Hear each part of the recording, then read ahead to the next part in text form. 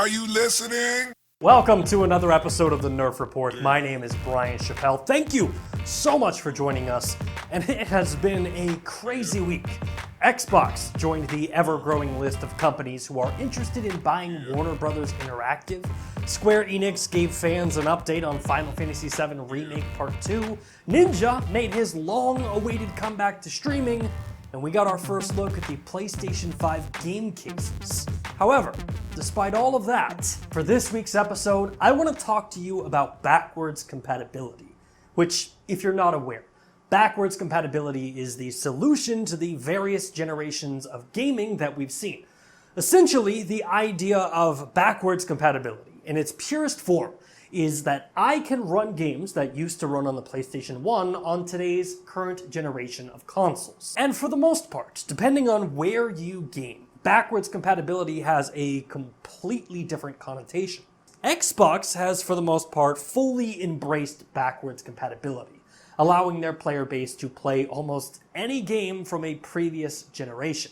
Nintendo's idea of backwards compatibility is re-releasing older games as remasters or Ultimate Editions, and then charging full price for the game all over again. Where PlayStation embraced backwards compatibility briefly during the PlayStation 3 era, but since then they've just abandoned it. So when you look at backwards compatibility as a whole, the only platform that's really allowing gamers to take a disc from a previous generation and be able to play that game on their current console is Xbox.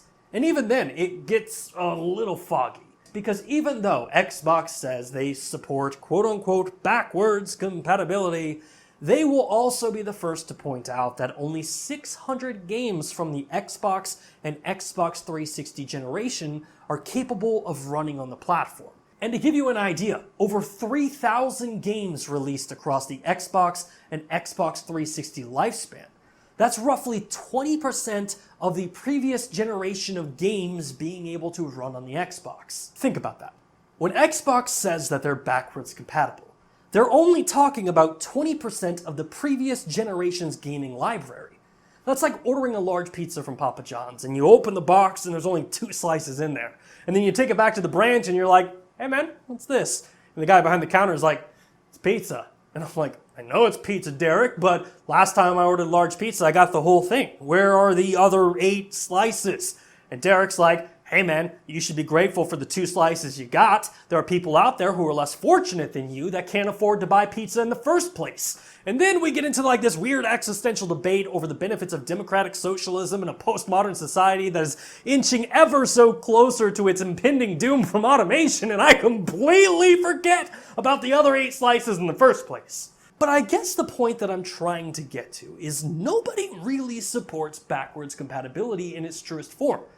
However, a recently discovered patent filed by PlayStation may change the way that we look at backwards compatibility completely. The patent in question was discovered by Twitter user Ranka Schedule and seems to depict Sony using a cloud gaming library to allow gamers to access games across the PlayStation 1, PlayStation 2, and PlayStation 3 generations, along with hinting at games being able to run on virtual machines that mimic the operating systems of older consoles. Now, first and foremost, if Sony were to utilize this tech for the PlayStation 5, this would be huge.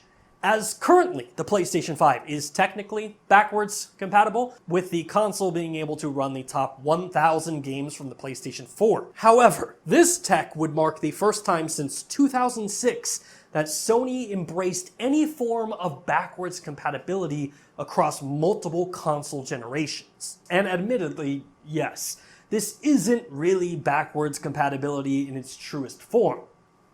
But tinfoil hats on, I think that PlayStation is using the tech behind this patent to reinvent the concept of backwards compatibility, along with bolstering their cloud-based gaming service, PlayStation Now.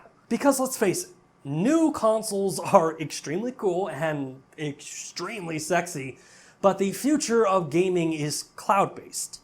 And in many ways, Google Stadia has proven this. The ability to open an app or a browser and be playing a game in seconds is awesome and it works.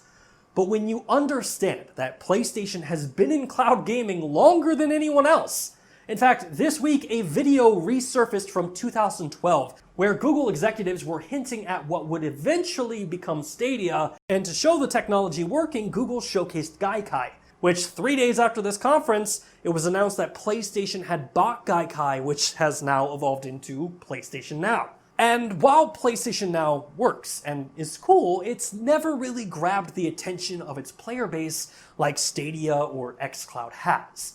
Which leads me to believe that they are about to do a massive rebranding of PlayStation Now alongside the launch of the PlayStation 5. A rebranding that would utilize PlayStation's existing cloud infrastructure to allow gamers to access cloud versions of any PlayStation game. And the evidence of this happening has been right in front of us the entire time.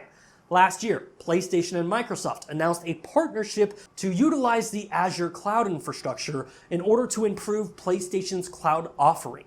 Sony has told investors multiple times that their goal for this next generation is to reach every type of gamer, no matter how they play, whether it be physical media, digital games, or streaming games. So if Sony could rebrand PlayStation Now to offer instant access to every PlayStation 1, PlayStation 2, PlayStation 3, and PlayStation 4 game for $9.99 a month, that would be huge. And a rebranding of PlayStation's cloud offering also has huge implications for not just the previous generations, but the next gen as well.